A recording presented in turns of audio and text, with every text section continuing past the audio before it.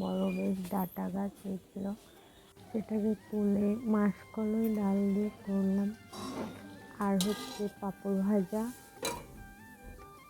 কাল একাদশী, জানি না করবো কি না, করি তো এখন, কাল নাও করতে পারি, শরীর ভালো না। তো এই যে ডালটাকে ডাঁটা দিয়ে সিদ্ধ করে তারপরে পাঁচফোড়ন আর হচ্ছে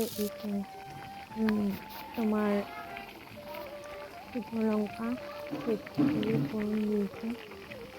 আর মৌরি বাটা আদা বাটা দেওয়া যায়, তো বাড়তে ইচ্ছা করছিল না বলে পাঁচফোড়ন দিয়ে ফোড়ন দিয়েছি। মৌরি আদা বাটা দিলে সেটাতে মৌরিটাই ফোড়ন দিতে হয়।